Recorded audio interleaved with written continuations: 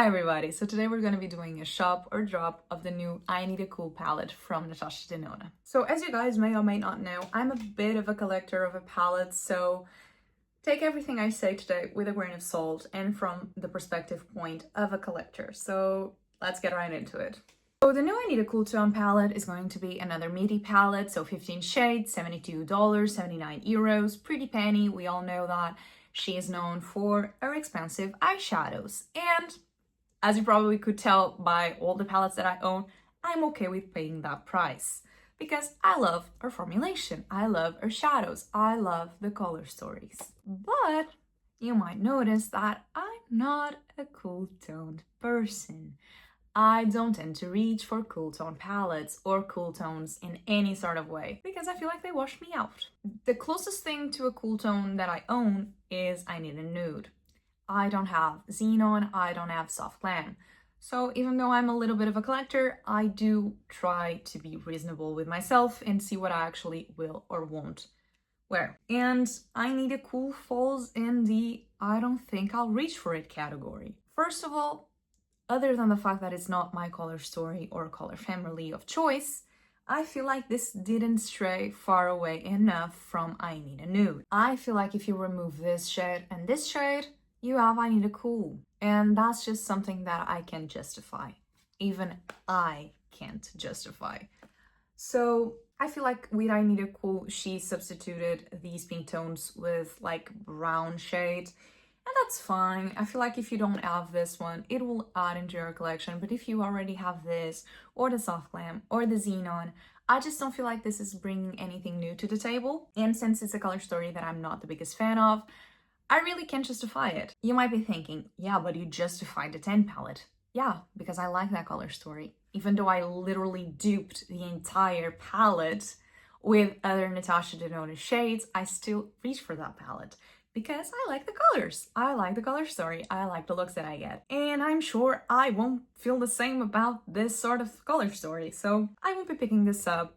I will swatch it in store once I find it. I'll probably try and dupe it with all the shades from the other palettes, but the truth is, since I do not own Soft Glam or Xenon, it might be a little bit hard just pretty much with I Need a Nude and maybe a few shades from either one of these.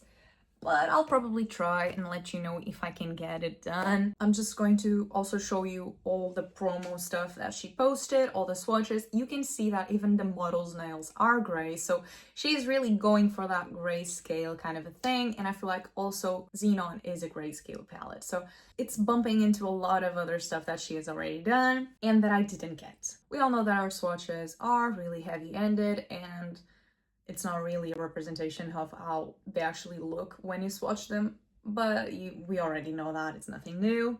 One thing that I need to say is that when I saw it, like before she actually announced it, because it leaked everywhere, is the fact that I looked at it and I was like, yeah, another eyeshadow palette, let's get it. My first instinct was to shop it. I actually decided to drop it once I actually looked through my collection, looked at how the palette swatched and how many looks she was doing with it on her Instagram page, and I thought, I'm not gonna be doing this. I'm not gonna be wearing this out of the house. Even if I try and play with it at home, is it really worth it to spend 80 bucks on a palette like this?